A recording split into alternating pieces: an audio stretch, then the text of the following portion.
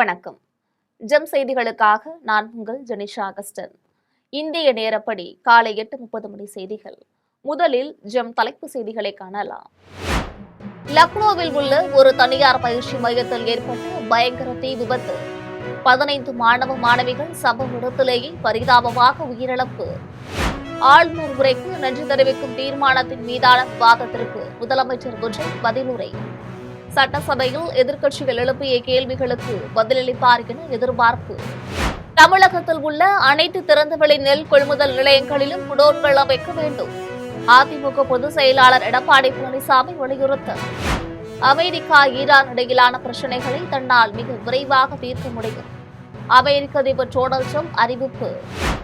உலகக்கோப்பை கால்பந்து தொடரின் குரூப் ஜே பிரிவுக்கான போட்டி. ஆஸ்திரியாவை வீழ்த்தி அர்ஜென்டினா அணி அபார வெற்றி. இனி விரிவான செய்திகளை காணலாம். லக்னோவில் உள்ள ஒரு தனியார் பயிற்சி மையத்தில் ஏற்பட்ட பயங்கர தீ விபத்தில் 15 மாணவ மாணவிகள் சம்பவ இடத்திலேயே பரிதாபமாக உயிரிழந்துள்ளனர். உத்தரப்பிரதேச மாநிலம் லக்னோ அருகே புரானியா கிராமத்தில் உள்ள தனியார் பயிற்சி மையத்தில் திடீரென்று தீ விபத்து ஏற்பட்டது. இதுகுறித்து தகவல் அறிந்து சம்பவ இடத்திற்கு வந்த தீயணைப்பு துறையினர் தீயை போராடி முற்றிலுமாக அணைத்தனர். இந்த விபத்தில் 15 மாணவ மாணவிகள் தீயில் கருகி பரிதாபமாக உயிரிழந்த நிலையில் 4 பேர் படுகாயமடைந்தனர். மேலும் படுகாயமடைந்தவர்களை தீயணைப்பு துறையினர் மீட்டு அருகில் உள்ள மருத்துவமனையில் அனுமதித்தனர். இந்த சம்பவம் குறித்து காவல்துறையினர் விசாரணை மேற்கொண்டு வருகின்றனர். இது தொடர்பாக குடியரசுத் தலைவர் திரௌபதி முர்மு தன்னுடைய சமூக வலைதள பக்கத்தில் லக்னோவில் நடந்த பயங்கர தீ விபத்தில் ஏராளமானோர் உயிரிழந்த செய்தி நெஞ்சை உலுக்குவதாக தெரிவித்துள்ளார். உயிரிழந்தவர்களின் குடும்பத்தினருக்கு தன்னுடைய ஆழ்ந்த இரங்கலை தெரிவித்தார். மேலும் காயமடைந்தவர்கள் விரைவில் குணமடைய பிரார்த்திப்பதாக கூறினார். பிரதமர் மோடி வெளியிட்டுள்ள அறிக்கையில் லக்னோவில் நடந்த தீ விபத்தில் உயிரிழப்புகள் ஏற்பட்டிருப்பது மிகுந்த மனவேதனையை அளிப்பதாக கூறினார். உயிரிழந்தவர்களின் குடும்பத்தினருக்கு தன்னுடைய ஆழ்ந்த இரங்கலை தெரிவித்தார். காயமடைந்தவர்கள் விரைவில் குணமடைய வேண்டுவதாக கூறினார். மீட்பு பணிகள் தொடர்ந்து நடைபெற்று வருகிறது. மேலும் அதிகாரிகள் தேவையான அனைத்து உதவிகளையும் வழங்கி வருவதாக தெரிவித்துள்ளார். உயிரிழந்தவர்களின் குடும்பத்தினருக்கு பிரதமரின் தேசிய நிவாரண நிதியிலிருந்து தலா 2 லட்சம் ரூபாயும், காயமடைந்தவர்களுக்கு 50,000 ரூபாயும் நிவாரணத் தொகையாக வழங்கப்படும் என்று தெரிவித்துள்ளார். ஆளுநர் உரைக்கு நன்றி தெரிவிக்கும் தீர்மானத்தின் மீதான விவாதத்திற்கு இன்று சட்டசபை கூட்டத்தொடர் கூடுகிறது. சென்னை தலைமைச் செயலகத்தில் இன்று சட்டசபை கூட்டத்தொடர் கூடுகிறது. கூட்டத்தொடரில் ஆளுநர் உரைக்கு நன்றி தெரிவிக்கும் தீர்மானத்தின் மீதான விவாதத்திற்கு முதலமைச்சர் விஜய் பதிலளித்து உரை நிகழ்த்துவார். மேலும் சட்டசபையில் எதிர்க்கட்சிகள் எழுப்பிய விமர்சனங்கள் மற்றும் கேள்விகளுக்கு பதிலளிப்பார் என எதிர்பார்க்கப்படுகிறது. மாற்றம் கொண்டு வருவோம் என்று சொன்ன தாவேக ஆட்சியில் எந்த மாற்றமும் இல்லாமல் விவசாயிகளின் நெல்மணிகள் மழையில் நனைந்து வீணாகின்றன என்று அதிமுக பொதுச் செயலாளர் எடப்பாடி பழனிசாமி குற்றம் சாட்டியுள்ளார். அதிமுக பொதுச் செயலாளர் எடப்பாடி பழனிசாமி தன்னுடைய சமூக வலைதள பக்கத்தில் ஆட்சியாளர்களின் அலட்சியத்தாலும் அஜாக்கிரதையாலும் அரசின் திறந்தவெளி கிடங்குகளில் விவசாயிகள் பாடுபட்டு விளைவித்த நெல் மூட்டைகள் மழைநீரில் நனைந்து முளையிட்டு வீணாவது தொடர்கதையாகி உள்ளதாக தெரிவித்துள்ளார். கடந்த 5 ஆண்டு கால திமுக ஆட்சியில் அரசு நேரடி நெல் கொள்முதல் நிலையங்களுக்கு வேளாண் பெருமக்களால் கொண்டுவரப்பட்ட நெல்மணிகள் எப்படி வெயிலில் காய்ந்து மழையில் நனைந்து வீணானதோ அதேபோல மாற்றம் கொண்டு வருவோம் என்று சொன்ன தற்போதைய தாவேக ஆட்சியிலும் எந்த மாற்றமும் இல்லாமல் நெல்மணிகள் மழையில் நனைந்து வீணாகின்றன என்று குற்றம் சாட்டினார். எனவே தமிழகத்தில் உள்ள அனைத்து திறந்தவெளி நெல் கொள்முதல் நிலையங்களிலும் குடோன்கள் அமைக்க உடனடியாக நடவடிக்கைகளை அரசு மேற்கொள்ள வேண்டும் என்று வலியுறுத்தினார். அமெரிக்கா ஈரான் இடையிலான பிரச்சினைகளை தன்னால் மிக விரைவாக தீர்க்க முடியும் என்று அதிபர் டொனால்ட் ட்ரம்ப் தெரிவித்துள்ளார். அமெரிக்காவின் வெள்ளை மாளிகையில் அதிபர் டொனால்ட் ட்ரம்ப் செய்தியாளர்களை சந்தித்து பேசினார். அப்போது அமெரிக்கா ஈரான் இடையிலான பேச்சுவார்த்தை குறித்த கேள்விக்கு பதிலளித்த அவர், நான் என்ன செய்ய போகிறேன் என்று உங்களிடம் சொல்லப் போவதில்லை, ஆனால் இந்த பிரச்சினைக்கு தீர்வு காணப்படும் என்று தெரிவித்தார். மேலும் பெஞ்சமின் நெத்தன்யாகு உடனான பிரச்சினை உட்பட அனைத்து பிரச்சினைகளையும் தன்னால் மிக விரைவாக தீர்க்க முடியும் என்றும் கூறினார். உலகக்கோப்பை கால்பந்து தொடரின் குரூப் ஜே பிரிவுக்கான போட்டியில் ஆஸ்திரியாவை வீழ்த்தி அர்ஜென்டினா அணி வெற்றி பெற்றுள்ளது. அமெரிக்காவின் டல்லாஸ் நகரில் 23வது உலகக்கோப்பை கால்பந்து தொடரின் குரூப் ஜே பிரிவுக்கான போட்டி நடைபெற்றது. இந்த போட்டியில் அர்ஜென்டினா மற்றும் ஆஸ்திரியா அணிகள் மோதின. இதில் அர்ஜென்டினா அணியின் கேப்டன் லயோனல் மெஸ்ஸி மிக சிறப்பாக விளையாடி 2 கோல்களை அடித்தார். இதன் மூலம் அர்ஜென்டினா அணி 2-0 என்ற கோல் கணக்கில் ஆஸ்திரியாவை வீழ்த்தி வெற்றி பெற்றது. ஒவ்வொரு அரசு ஊழியரும் லஞ்சம் வாங்க பயப்படும் அளவிற்கு ஒரு நேர்மையான ஆட்சி முறையை நாம் உருவாக்கியுள்ளோம் என்று மனிதவளத்துறை அமைச்சர் சரத்குமார் புகழாரம் சூட்டியுள்ளார். செங்கல்பட்டு மாவட்டம் பல்லாவரம் அடுத்த பம்மலில் தமிழக முதலமைச்சர் ஜோசப் விஜய் பிறந்த நாளினை முன்னிட்டு தமிழக வெற்றிக் கழகத்தின் சார்பில் ஏழை எளிய மக்களுக்கு பிரம்மாண்ட நலத்திட்ட உதவிகள் வழங்கும் நிகழ்ச்சி நடைபெற்றது. இந்நிகழ்ச்சியில் மனிதவளத்துறை அமைச்சர் சரத்குமார் கலந்து கொண்டு பேசினார். அப்போது எதிர்க்கட்சிகள் பலரும் நம்மை ரீல்ஸ் போடும் ஆட்சி என்று விமர்சனம் செய்கிறார்கள். இது வெறும் ரீல்ஸ் போடும் ஆட்சி மட்டுமல்ல, மக்களுக்கு ரியலாக நலத்திட்டங்களை கொடுத்து பெயர் எடுத்த ஆட்சி என்று கூறினார். ஒவ்வொரு அரசு ஊழியரும் லஞ்சம் வாங்க பயப்படும் அளவிற்கு ஒரு நேர்மையான ஆட்சி முறையை நாம் உருவாக்கியுள்ளோம் என்று புகழாரம் சூட்டினார். இவ்விழாவில் 300க்கும் மேற்பட்ட பெண்களும் தாவேக கட்சி நிர்வாகிகளும் பொதுமக்களும் பெரும் திரளாக கலந்து கொண்டனர். வருகின்ற உள்ளாட்சி தேர்தலை முன்னிட்டு சென்னை சத்தியமூர்த்தி பவனில் மக்கள் சேவகன் என்ற புதிய திட்டத்தை ராஜ்யசபா உறுப்பினர் பிரவீன் சக்கரவர்த்தி, அமைச்சர் ராஜேஷ்குமார் ஆகியோர் துவக்கி வைத்தனர். தமிழக காங்கிரஸ் கமிட்டியின் தலைமை அலுவலகமான சென்னை சத்தியமூர்த்தி பவனில் அமைச்சர் ராஜேஷ்குமார் மற்றும் நாடாளுமன்ற உறுப்பினர் பிரவீன் சக்கரவர்த்தி ஆகியோர் செய்தியாளர்களை சந்தித்த பொழுது, வருகின்ற உள்ளாட்சி தேர்தலை இளைஞர் காங்கிரஸ் சந்திப்பது தொடர்பாக முதற்கட்ட பணியாக மக்கள் சேவகன் என்ற திட்டத்தை இளைஞர் காங்கிரஸ் நிர்வாகிகள் முன்னிலையில் துவக்கி வைத்துள்ளனர். மக்கள் சேவகன் திட்டத்தை துவக்கி வைத்த பின்னர் நாடாளுமன்ற உறுப்பினர் பிரவீன் சக்கரவர்த்தி செய்தியாளர்களை சந்தித்து பேசினார். அப்போது தமிழ்நாட்டின் உள்ளாட்சி தேர்தல் 6 மாதத்தில் வரவுள்ளது என்றும், இதற்காக இளைஞர் காங்கிரஸ் கட்சி மக்கள் சேவகன் திட்டத்தை துவங்கியுள்ளது என்றும், உள்ளாட்சி தேர்தலில் முன்பிருந்ததை விட அதிக பங்கு கிடைக்கும் என்ற நம்பிக்கை உள்ளது எனவும், அதற்கான திட்டத்தை துவங்கியுள்ளோம் என்றும் நாடாளுமன்ற உறுப்பினர் பிரவீன் சக்கரவர்த்தி தெரிவித்துள்ளார். தொடர்ந்து மாணவர்களுடைய கல்வியிலே முன்னேற்றம், கல்வி திட்டங்களிலே மாற்றம், படித்தவுடன் வேலைவாய்ப்பு இவையெல்லாம் கிடைப்பதற்காக அடுக்கடுக்கான திட்டங்களை அறிவித்து, அடுக்கடுக்கான கட்டமான போராட்டங்களை அறிவித்து செயல்படுத்திக் கொண்டிருக்கிறார். குடியாத்தம் நகராட்சி மேல்நிலைப் பள்ளியில் நடைபெற்ற முப்பெரும் விழாவில் 10, 12ஆம் வகுப்பு பொதுத் தேர்வுகளில் மாணவர்களை 100% தேர்ச்சி பெற செய்த ஆசிரியர்களுக்கு நினைவு பரிசு வழங்கப்பட்டது. வேலூர் மாவட்டம் குடியாத்தம் நகராட்சி மேல்நிலைப் பள்ளியில் ரூபாய் 8 லட்சம் மதிப்பீட்டில் கட்டப்பட்டுள்ள கலையரங்கம் திறப்பு விழா, ரூபாய் 10 லட்சத்தில் அமைக்கப்பட்ட சிமெண்ட் சாலைகள் திறப்பு விழா மற்றும் 10, 12ஆம் வகுப்பு பொதுத் தேர்வுகளில் மாணவர்களை 100% தேர்ச்சி பெற செய்த ஆசிரியர்களுக்கு பாராட்டு விழா என முப்பெரும் விழா நடைபெற்றது. இவ்விழாவிற்கு பள்ளியின் தலைமை ஆசிரியை தீபா தலைமை தாங்கினார். விழாவில் சிறப்பு அழைப்பாளராக தொழிலதிபர்கள் முகமது அமீன் சாஹிப், முகமது சித்திக் சாஹிப், நகர்மன்ற தலைவர் சௌந்தரராஜன் ஆகியோர் கலந்து கொண்டு கலையரங்கு மற்றும் சிமெண்ட் சாலையை ரிப்பன் வெட்டி திறந்து வைத்தனர். அதன் பின்னர் மாணவர்களை 100% தேர்ச்சி பெற செய்த ஆசிரியர்களை பாராட்டி நினைவு பரிசுகள் வழங்கினர். இதில் பள்ளி தலைமை ஆசிரியர் முனியப்பா, ஓய்வு பெற்ற உதவி தலைமை ஆசிரியர் உபைதுர் ரஹ்மான் உள்ளிட்ட இருபால் ஆசிரியர்கள், மாணவ மாணவிகள் கலந்து கொண்டனர். தென்காசியில் முதல்வர் விஜயின் 52வது பிறந்த நாளை முன்னிட்டு ஆட்டோ ஓட்டுநர்களுக்கு சீருடை மற்றும் மருத்துவ முகாம் நடைபெற்றது. தமிழ்நாடு முதலமைச்சர் ஜோசப் விஜயின் 52வது பிறந்த நாளை முன்னிட்டு தென்காசி மாவட்டம் கூலக்கடை பஜார் அருகே மருத்துவ முகாம் நடைபெற்றது. இம்முகாமினை மாவட்ட நிர்வாகி சிவ சீதாராம் தொடங்கி வைத்தார். இதில் கண் பரிசோதனை, பல் மருத்துவம் உள்ளிட்டவைகள் பரிசோதிக்கப்பட்டது. இம்முகாமில் 200க்கும் மேற்பட்ட பொதுமக்கள் கலந்து கொண்டு பயன்பெற்றனர். இதையடுத்து காசி விஸ்வநாதர் ஆலயத்தில் முதல்வர் விஜய் பெயரில் சிறப்பு பூஜை நடைபெற்றது. தொடர்ந்து புதிய பேருந்து நிலையத்தில் மக்களுக்கு அன்னதானம் மற்றும் 52 ஆட்டோ ஓட்டுநர்களுக்கு சீருடைகள் வழங்கப்பட்டது. இந்நிகழ்ச்சியில் தாவேக நிர்வாகிகள் காசிம் கான், இளஞ்சி மாரியப்பன், பாலா, சதீஷ்குமார், ஹரி உள்ளிட்ட ஏராளமானோர் கலந்து கொண்டனர். விளாத்திக்குளம் ஒன்றிய தொடக்கப்பள்ளியில் மாணவர்களுக்கு காலை உணவுக்கு பதிலாக பிஸ்கட் வழங்கப்பட்டதாக புகார் எழுந்துள்ள நிலையில் அதிகாரிகள் திடீரென்று ஆய்வு மேற்கொண்டனர். தூத்துக்குடி மாவட்டம் விளாத்திக்குளம் ஒன்றிய தொடக்கப்பள்ளியில் மாணவர்களுக்கு காலை உணவுக்கு பதிலாக பிஸ்கட் வழங்கப்பட்டதாக புகார் எழுந்துள்ளது. இதையடுத்து விளாத்திக்குளம் ஒன்றிய தொடக்கப்பள்ளியில் மாவட்ட ஆட்சியரின் நேர்முக உதவியாளர் சாந்தி, தொடக்க கல்வி கோவில்பட்டி கல்வி மாவட்ட அலுவலர் செல்வி, மகளிர் திட்ட அலுவலர் நாகராஜ் ஆகியோர் காலையில் பள்ளி குழந்தைகளுக்கு வழங்கப்படும் காலை உணவினை ஆய்வு மேற்கொண்டனர். மேலும் குழந்தைகளுடன் அமர்ந்து உணவு அருந்தினர்.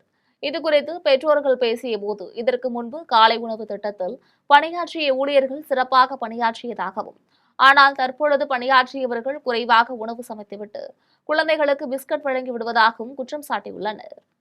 புதுக்கோட்டை உழவர் சந்தை அருகே தமிழ்நாடு முதலமைச்சர் ஜோசப் விஜயின் பிறந்த நாளினை முன்னிட்டு வழங்கப்பட்டுள்ள உணவை பெறுவதற்காக பொதுமக்கள் முண்டியடித்ததால் தள்ளுமுள்ளு ஏற்பட்டது. புதுக்கோட்டை உழவர் சந்தை அருகே தமிழ்நாடு முதலமைச்சர் ஜோசப் விஜயின் பிறந்த நாளினை முன்னிட்டு தாவேக்கு சார்பில் வழங்கப்பட்ட மீன் வறுவலுடன் கூடிய சிக்கன் பிரியாணியை வாங்க கட்சி நிர்வாகிகள் வருகைக்காக நீண்ட நேரம் கொளுத்தும் வெயிலில் பொதுமக்கள் காத்திருந்தனர். இதன் பின்னர் பிரியாணி வாங்க தட்டுக்களை பெற பொதுமக்கள் முண்டியடித்து சென்றதால் தள்ளுமுள்ளு ஏற்பட்டது. கட்டுப்பாடு இல்லாமல் தாவேக்க நிர்வாகிகள் பொதுமக்களுக்கு பிரியாணி வழங்கியதால் உழவர் சந்தை சாலையில் போக்குவரத்து பாதிக்கப்பட்டது. புதுக்கோட்டை மாவட்டத்தில் டெங்கு கொசுப்புழு ஒழிப்பு பணியில் ஈடுபட்டு வந்த ஊழியர்களை தொடர்ந்து பணியாற்ற அனுமதிக்க வேண்டும் என்று CITU உள்ளாட்சித்துறை தொழிலாளர் சங்கத்தினர் கோரிக்கை விடுத்துள்ளனர். புதுக்கோட்டை மாவட்டத்தில் உள்ள ஊராட்சிகளில் பணிபுரியும் டெங்கு மற்றும் கொசுப்புழு ஒழிப்பு ஊழியர்களின் வாழ்வாதாரத்தை காக்க வலியுறுத்தி CITU உள்ளாட்சித்துறை தொழிலாளர் சங்கம் சார்பில் மாவட்ட ஆட்சியர் அலுவலகத்தில் படுத்து உருளும் போராட்டம் அறிவித்திருந்தனர். இதற்காக மாவட்ட ஆட்சியர் அலுவலகத்திற்கு 100க்கும் மேற்பட்டோர் வந்தனர். அப்போது ஆட்சியர் அலுவலகத்திலிருந்து வந்த துறை சார்ந்த பெண் அதிகாரி ஒருவர் போராட்டத்தில் ஈடுபட முயன்றவர்களிடம் பேச்சுவார்த்தை நடத்தினார். கோரிக்கைகளை நிறைவேற்ற வேண்டும் என்று அவரிடம் கோரிக்கை மனுவும் வழங்கப்பட்டது. அந்த மனுவில் டெங்கு கொசுப்புழு ஒழிப்பு பணியில் ஈடுபடும் ஊழியர்களை மழை, வெள்ளப்பெருக்கு, கொரோனா பேரிடர் ஆகிய ஆபத்தான காலங்களிலும் உயிரை பொருட்படுத்தாமல் அர்ப்பணிப்புடன் பணியாற்றி வருகிறார்கள் என்றும் குறிப்பிட்டுள்ளனர். அனைத்து ஊழியர்களுக்கும் தொடர்ச்சியாக பணி வழங்க வேண்டும் என்று கோரிக்கை வைத்துள்ளனர். புதுக்கோட்டை அருகே கோவில்பட்டி அம்மன் நகரில் ஆழ்துளை கிணறு அமைத்து தரக்கோரி சீருடை அணிந்த பள்ளி மாணவர்களுடன் மாவட்ட ஆட்சியர் அலுவலகத்தில் மனு அளித்துள்ளனர். புதுக்கோட்டை மாநகராட்சிக்கு உட்பட்ட கோவில்பட்டி அம்மன் நகரில் 50க்கும் மேற்பட்ட கூலி தொழிலாளர் குடும்பங்கள் குடியிருந்து வருகின்றனர். இங்குள்ள மக்கள் அடிப்படை தேவைகளுக்கு தண்ணீர் கூட இல்லாமல் இன்னலுக்கு உள்ளாகி வருகின்றனர். ஏழை எளிய கூலி தொழிலாளர்கள் வசிக்கும் இப்பகுதியின் குடிநீர் பற்றாக்குறையை போக்க போர்க்கால அடிப்படையில் புதிய ஆழ்துளை கிணறு அமைக்க வேண்டும் என்று கோரிக்கை வைத்துள்ளனர். இந்த கோரிக்கையை வலியுறுத்தி அம்மன் நகர் பொதுமக்கள் புதுக்கோட்டை மாவட்ட ஆட்சியர் அலுவலகத்திற்கு பள்ளி சீருடை அணிந்த மாணவர்களுடன் சென்று ஆட்சியர் அருணாவை சந்தித்து மனு அளித்துள்ளனர். இந்த நிலையில் இப்பொழுது வறட்சி அதிகமாக இருக்கின்றது. குடிநீர் பற்றாக்குறையால் மக்கள் அவதிப்பட்டுக் கொண்டிருக்கின்றார்கள். பள்ளிக்கு செல்லும் குழந்தைகள் கூட குடிப்பதற்கு தண்ணீர் இல்லாமல் வெகு தூரம் சிரமப்பட்டு தாய்மார்கள் தண்ணீர் சுமந்து வருகின்றார்கள். அங்கேயும் கூட தண்ணீர் பற்றாக்குறை இருப்பதால் சண்டை வருகின்றது, தெருச்சண்டையாக மாறிவிடுகின்றது. கள்ளக்குறிச்சி மாவட்டம் தியாகதுருகம் அருகே வடபூண்டியில் தரமற்ற முறையில் கழிவுநீர் கால்வாய் அமைப்பதாக குற்றம் சாட்டியுள்ளனர். கள்ளக்குறிச்சி மாவட்டம் தியாகதுருகம் அருகே உள்ள வடபூண்டியில் தரமற்ற முறையில் கழிவுநீர் கால்வாய் கட்டுவதாக குற்றம் சாட்டி ஒப்பந்தக்காரரிடம் பொதுமக்கள் கேள்வி எழுப்பினர். ஆனால் பொதுமக்கள் எழுப்பிய கேள்விகளுக்கு ஒப்பந்தக்காரர் முறையான பதில் அளிக்கவில்லை. இதையடுத்து தகவல் அறிந்த தமிழக வெற்றிக் கழகத்தினர் அங்கு சென்று தரமில்லாமல் செய்யப்பட்டு வரும் பணியை நிறுத்த கோரி ஒப்பந்தக்காரருடன் வாக்குவாதத்தில் ஈடுபட்டனர். இதனால் ஒப்பந்தக்காரர் பணியை பாதியிலேயே நிறுத்திவிட்டு அங்கிருந்து சென்றார். ஜல்லி கற்களை போட்டு அதன் மீது எம்சாண்ட் மற்றும் பயன்படுத்தி சிமெண்ட் இல்லாமல் வாய்க்கால் அமைக்கும் பணி நடைபெறுவதாக பொதுமக்கள் தெரிவித்துள்ளனர். மாவட்ட நிர்வாகம் உடனடியாக தலையிட்டு பணிகளை ஆய்வு செய்து தரமான முறையில் வாய்க்கால் கட்ட நடவடிக்கை மேற்கொள்ள வேண்டும் என்று கோரிக்கை வைத்துள்ளனர். திருச்சி மாவட்ட எர்த் மூவர் சங்கம் சார்பில் தங்களது கோரிக்கைகளை வலியுறுத்தி அடையாள வேலைநிறுத்த போராட்டத்தில் ஈடுபட்டனர். திருச்சி மாவட்டத்தில் உள்ள எர்த் மூவர் சங்கத்தினர் வேலை நிறுத்தத்தில் ஈடுபட்டுள்ளதால் 1000க்கும் மேற்பட்ட JCB இயந்திரங்கள் உட்பட எந்த இயந்திரங்களும் இயக்கப்படவில்லை. இதனால் அரசு அலுவலக கட்டிட பணிகள் பாதிக்கப்பட்டுள்ளது. மேலும் அரசுக்கு வருவாய் இழப்பு ஏற்பட்டுள்ளதாக தெரிவித்துள்ளனர். தங்களது முக்கிய கோரிக்கைகளான JCB வாகனங்களின் விலை 2 மடங்கு உயர்ந்துள்ளது, உதிரி பாகங்கள், டீசல், ஆயில் விலை ஏற்றத்தை கண்டித்தும் அரசு 7 அறிவிப்புகளை அரசியல்வாதிகளுக்கும் பெரும் முதலீட்டு நிறுவனங்களுக்கும் கொடுக்கக்கூடாது என்றும் எங்களை போன்ற சிறு நிறுவனங்களுக்கு வழங்க வேண்டும் என்றும் பல்வேறு கோரிக்கைகளை வலியுறுத்தி அடையாள வேலைநிறுத்த போராட்டத்தில் எர்த் மூவர் சங்கத்தினர் ஈடுபட்டுள்ளனர். பிரித்து ஒவ்வொரு பகுதிக்கும் 100லேருந்து 150 வண்டியை நிறுத்தி நாங்கள் எங்களுடைய கண்டனத்தை பதிவு பண்ணுறோம். இது முதல்ல நாங்கள் ஒரு அடையாள வேலை நிறுத்தமாக செஞ்சுக்கிட்டு இருக்கிறோம். அதாவது இன்சூரன்ஸ் இன்றைக்கி பார்த்திங்கன்னா டபுள் ஆகிடுச்சு. அதே போல் டேக்ஸ் பார்த்திங்கன்னா 3 லட்ச ரூபா வாங்குறீங்க. பழைய டேக்ஸ் முறையே எங்களுக்கு வேணும், வருஷத்துக்கு கட்டுற மாதிரி. வேலூர் மாவட்டம் லத்தேரியில் பயிர்க்கடன் முழுமையாக தள்ளுபடி செய்யக்கோரி விவசாயிகள் பாதுகாப்பு சங்கத்தினர் உண்ணாநிலை போராட்டத்தில் ஈடுபட்டனர். வேலூர் மாவட்டம் லத்தேரியில் தமிழக விவசாயிகள் பாதுகாப்பு சங்க மாவட்ட தலைவர் வெங்கடேசன் தலைமையில் நடைபெற்ற உண்ணாநிலை போராட்டத்தில் 500க்கும் மேற்பட்டோர் கலந்து கொண்டனர். தாவேக்க தேர்தல் அறிக்கையில் பயிர்க்கடன் முழுமையாக தள்ளுபடி செய்யப்படும் என கூறிவிட்டு இப்போது அதற்கு மாறாக செயல்படுவது ஏமாற்றம் அளிப்பதாக தெரிவித்தனர். தங்கள் கோரிக்கையை ஏற்காவிட்டால் அடுத்த கட்டமாக மாவட்ட ஆட்சியர் அலுவலகம், கூட்டுறவு சங்கங்கள், சட்டமன்ற உறுப்பினர் வீடு ஆகியவற்றை முற்றுகையிட்டு போராட்டம் நடத்தப்படும் என்று விவசாய பாதுகாப்பு சங்கம் சார்பில் எச்சரிக்கை விடுக்கப்பட்டுள்ளது. பளூர் ஒன்றியம் உதயநத்தம் கிராமத்தில் கடந்த 1 மாத காலமாக குடிநீர் வராததை கண்டித்து கிராம மக்கள் சாலை மறியல் போராட்டத்தில் ஈடுபட்டனர். அரியலூர் மாவட்டம் பளூர் ஒன்றியம் உதயநத்தம் கிராமத்தில் கடந்த 1 மாத காலமாக குடிநீர் வராததால் பள்ளிக்கூடம் திறந்தது முதல் பிள்ளைகளை காலையில் குளிக்க வைத்து பள்ளிக்கு அனுப்புவதற்கும் பிள்ளைகளுக்கு காலை உணவு செய்து கொடுக்கவும் மிகவும் சிரமமாக உள்ளது என்றும், அருகில் உள்ள அன்னக்காரன்பேட்டை கிராமத்திற்கு சென்று தண்ணீர் எடுத்து வந்து பாதுகாத்து வைக்க வேண்டிய சூழ்நிலையில் இருக்கின்றோம் என்றும் பொதுமக்கள் குற்றம் சாட்டுகின்றனர். மேலும் இது தொடர்பாக சம்பந்தப்பட்ட அதிகாரிகளிடம் முறையிட்டும் நடவடிக்கை மேற்கொள்ளாததால் அணைக்கரை சாலையில் உதயநத்தம் கிராம மக்கள் சாலை மறியல் போராட்டத்தில் ஈடுபட்டனர். அப்போது முறையான குடிநீர் வழங்க வேண்டும் என வலியுறுத்தினர். இதுகுறித்து தகவல் அறிந்து சம்பவ இடத்திற்கு வந்த பளூர் காவல்துறையினர் மற்றும் ஊராட்சி ஒன்றிய அலுவலர்கள் பேச்சுவார்த்தையில் ஈடுபட்ட போது உரிய நடவடிக்கை எடுப்பதாக உறுதியளித்ததை அடுத்து அனைவரும் கலைந்து சென்றனர். நாங்களும் தேங்காய் தண்ணி 2 வேளை கூட கொடுங்க, 10 குடம். எங்களுக்கு குடிக்கவும் தண்ணி இல்லை, குளிக்கவும் தண்ணி. பிள்ளைங்க கொள்ளைக்கு போனாலும் கழுவுற தண்ணி இல்லை, குடிக்க கூட எங்களுக்கு தண்ணி இல்லை. ஏறி எங்களுக்கு சுத்தம் கிடையாது, சின்னாத்துல எங்களுக்கு தண்ணி வர கிடையாது. நான் எப்படி சார் பிழைக்கிற இந்த ஊர்ல? நாங்கள் இங்கேருந்து சோழமாதையை போய் தண்ணி தூக்குறோம், அன்னாரமட்டில் போய் தண்ணி தூக்குறோம், கருப்பூர்ல போய் தண்ணி தூக்குறோம். எத்தனை நாளைக்கு அடுத்த ஊருக்காரங்க எங்களுக்கு தண்ணி கொடுப்பாங்க? ராணிப்பேட்டை அருகே கணவரின் தொடர் தொல்லையால் மனமுடைந்த மனைவி தன்னுடைய உயிரை மாய்த்துக் கொண்டதாக கூறி அவரது பெற்றோர் உடலை பெற்றுக்கொள்ள மறுத்து போராட்டத்தில் ஈடுபட்டது அப்பகுதியில் பெரும் பரபரப்பை ஏற்படுத்தியுள்ளது. ராணிப்பேட்டை மாவட்டம் தாமரைப்பாக்கத்தை சேர்ந்தவர்கள் சின்னத்தம்பி நித்யா தம்பதியர். இருவருக்கும் கடந்த 5 ஆண்டுகளுக்கு முன்பு திருமணம் நடைபெற்ற நிலையில் 3 வயதில் தற்பொழுது பெண் குழந்தை உள்ளது. இந்நிலையில் சின்னத்தம்பி அதிக அளவில் மது அருந்திக் கொண்டும் வேலைக்கு செல்லாமல் இருந்து வந்துள்ளார். இதன் காரணமாக இருவருக்கும் இடையே கருத்து வேறுபாடு ஏற்பட்டு கடந்த 3 ஆண்டுகளாக நித்யா கணவனை பிரிந்து தன்னுடைய தாயார் வீட்டிலிருந்து வசித்து வருகிறார். மேலும் தன்னுடைய பெண் பிள்ளையை பராமரித்து வந்துள்ளார். தொடர்ந்து சின்னத்தம்பி நித்யாவிடம் தொலைபேசி வாயிலாக பேசி கடும் தகராறில் ஈடுபட்டு வந்ததால் மனமுடைந்து போன நித்யா வீட்டில் யாரும் இல்லாத நேரம் பார்த்து தூக்கிட்டு தன்னுடைய உயிரை மாய்த்துக் கொண்டார். இதனையடுத்து உயிரிழந்த நித்யாவின் உடல் ஆற்காடு அரசு மருத்துவமனையில் கூராய்வுக்காக வைக்கப்பட்டுள்ள நிலையில் நித்யாவின் பெற்றோர்கள் அவரது உடலை வாங்க மறுத்து தன்னுடைய பேத்திக்கு ஜீவனாம்சம் வழங்க வேண்டும் என வலியுறுத்தி போராட்டத்தில் ஈடுபட்டதால் மருத்துவமனையில் பெரும் பரபரப்பு ஏற்பட்டது. தகவல் அறிந்து வந்த ஆற்காடு நகர காவல்துறையினர் நித்யாவின் பெற்றோருடன் பேச்சுவார்த்தையில் ஈடுபட்டனர். ஆற்காடு நகராட்சி பம்ப் ஆபரேட்டர்களை தாக்கிய நபர் மீது புகார் அளித்து 4 தினங்களுக்கு மேலாகியும் காவல்துறையினர் கைது செய்யாததால் காவல் நிலையத்தை முற்றுகையிட்டு நகராட்சி பணியாளர்கள் போராட்டத்தில் ஈடுபட்டனர். ராணிப்பேட்டை மாவட்டம் ஆற்காடு நகராட்சி நிர்வாகத்தில் பம்ப் ஆபரேட்டராக சுரேஷ்குமார் என்பவர் பணியாற்றி வருகிறார். இவர் கடந்த 15ஆம் தேதி KM லட்சுமணன் பூங்கா பகுதியில் தண்ணீர் வெளியேற்றும் பணியினை மேற்கொண்டார். அப்போது அந்த பூங்காவிற்கு 2 பெண்களுடன் வந்த லேபர் தெருவை சேர்ந்த சூர்யா என்பவர் அங்கு சிறுவர்களுக்காக அமைக்கப்பட்டுள்ள உடைந்த ஊஞ்சலில் விளையாடிக் கொண்டிருந்தார். இதனை கண்ட சுரேஷ் சூர்யாவிடம் ஊஞ்சலில் விளையாட வேண்டாம் என்று கூறியுள்ளார். இதனால் ஆத்திரமடைந்த சூர்யா பம்ப் ஆபரேட்டர் சுரேஷ்குமாரை தகாத வார்த்தைகளால் பேசி அடித்து தாக்கியுள்ளார். அதனைத் தொடர்ந்து சுரேஷ்குமார் நகராட்சி நிர்வாகத்திடம் இதுகுறித்து தகவல் தெரிவித்ததன் அடிப்படையில் மற்றொரு பணியாளரான புஷ்பராஜ் சம்பவ இடத்திற்கு வந்தபோது அவரையும் சூர்யா தாக்கியதில் காயமடைந்தார். இதனால் புஷ்பராஜ் மற்றும் சுரேஷ்குமார் ஆகிய இருவரும் ஆற்காடு அரசு மருத்துவமனையில் சிகிச்சைக்காக அனுமதிக்கப்பட்டுள்ளனர். இதன் பின்னர் இதுகுறித்து ஆற்காடு நகர காவல் நிலையத்தில் பிரச்சினை சம்பந்தமாக புகார் மனு அளித்துள்ளனர். தொடர்ந்து 4 நாட்கள் ஆகியும் காவல்துறையினர் நடவடிக்கை எடுக்காததால் ஆற்காடு நகர காவல் நிலையத்தை தூய்மை பணியாளர்கள் முற்றுகையிட்டு போராட்டத்தில் ஈடுபட்டனர். பம்ப் ஆபரேட்டர்களை தாக்கிய சூர்யாவை உடனடியாக கைது செய்ய வேண்டும் என்று வலியுறுத்தினர். இதனால் அப்பகுதியில் பெரும் பரபரப்பு ஏற்பட்டது. தலைவாசல், மணிவிழுந்தான் மற்றும் அதன் சுற்றுவட்டார பகுதிகளில் திடீரென்று சூறைக்காற்றுடன் கூடிய கனமழை கொட்டி தீர்த்தது. சேலம் மாவட்டம் தலைவாசல், மணிவிழுந்தான் மற்றும் அதன் சுற்றுவட்டார பகுதிகளில் திடீரென்று சூறைக்காற்றுடன் கூடிய கனமழை மற்றும் ஆலங்கட்டி மழை கொட்டி தீர்த்தது. இந்த கனமழையால் வெயிலின் தாக்கம் குறைந்து குளிர்ச்சியான சூழல் நிலவியது. இதனால் பொதுமக்களின் இயல்பு வாழ்க்கை பாதிக்கப்பட்டது. மங்களம் பகுதியில் கருமேகம் சூழ்ந்து சூறைக்காற்றுடன் திடீரென்று அரை மணி நேரத்திற்கும் மேலாக பெய்த கனமழையால் பொதுமக்கள் மற்றும் விவசாயிகள் மகிழ்ச்சியடைந்துள்ளனர்.